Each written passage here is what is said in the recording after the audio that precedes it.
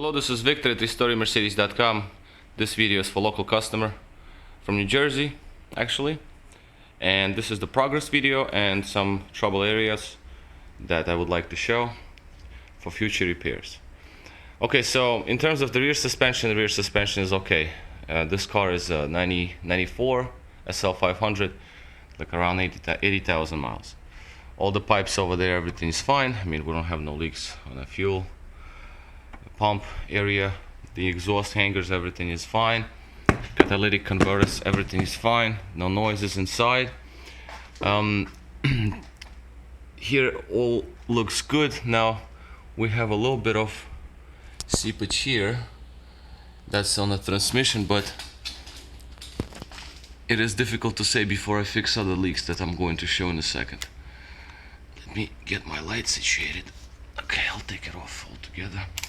Okay, give me 1 second. Get the light to focus a little better. Okay, well, that's the best we get. Okay, so spot focus. So as you can see, there is a little bit of seepage here, but I'm not certain if it's a transmission oil pan because it doesn't seem like. The seepage seems to be coming from, as you can see, this area right here. We got all of the oil here that is coming from two areas. Now the first area is the most common area that is coming from oil level sensor, which is right there. That's your oil level sensor.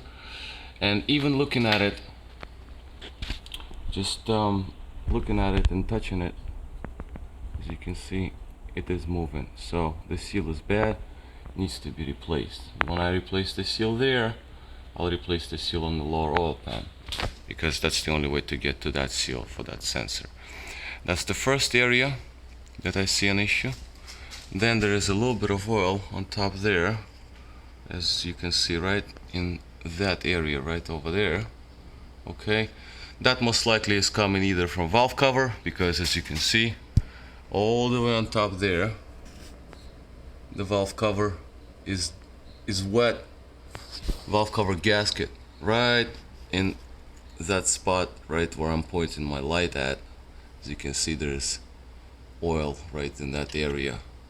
So that's a valve cover. That's the first thing to do. Sometimes it's the front upper chain cover, but most likely it's the valve cover. You can see some seepage over there. And also valve cover is leaking in the back of the engine, right in that area. Right in that area, as you can see where I point my light at, right there.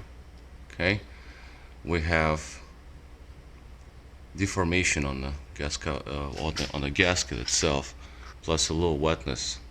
So right there. So that has to be done. Okay. Now here, once you do one side, you do the other side, of course, both sides on the valve covers. Steering box here, seepage, a little bit of seepage, they all leak. It's just the way they are. Engine mounts seem to be sort of okay, but they're already getting low. As you can see, the engine mount right there, it's kind of low. And you also see that it was already blown, because you see residue from hydraulic fluid. So the mount is solely holding the engine on the rubbers, which is going to work for now, but obviously it has to be addressed. The next problem area is our power steering pump. Let me see if I can catch that. As you can see, power steering pump is all wet. That's not oil, that's power steering fluid, it's clear. So that's what needs to be also rebuilt. I can rebuild that. And we should get rid of all of this moisture, all of this oil seepages all over the engine bay, on the bottom of the engine. Other than that, it's pretty good. Now same problem with engine mount here. As you can see, all this sort of fluid, sort of kind of spots, that's hydraulic fluid that came out from the mount. And looking at the height of the mount, you can see that it's kind of low. See the height between the shield and the rubber portion of the mount. But they will last for one more season before you bring the car over in the winter time. The steering damper, of course, there's a piece that goes here, a steering damper from here to there. I removed it. It's an order. It's coming in. Tie rods and all that stuff. Tie rod here is split, but it's not split through yet, so we can take care of it in the winter. But for this summer season, it's going to last.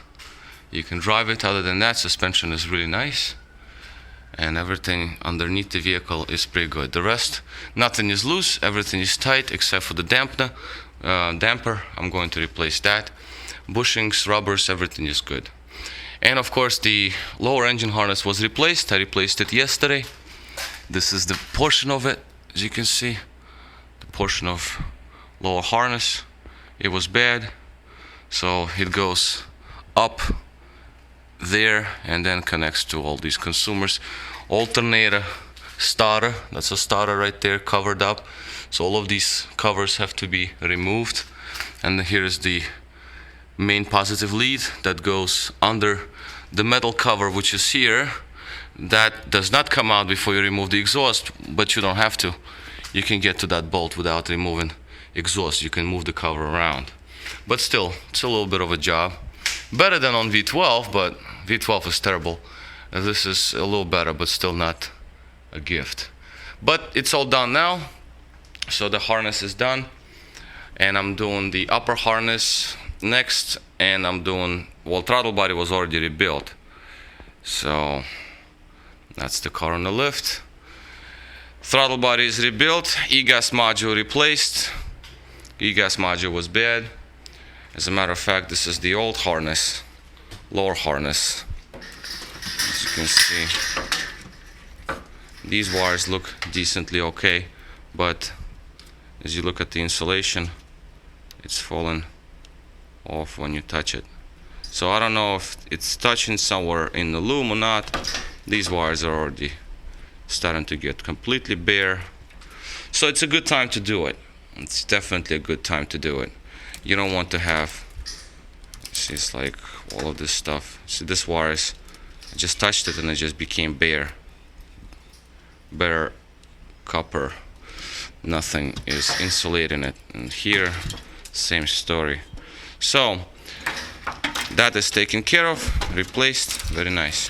Throttle body done, e-gas module done, and let it probably rest like that.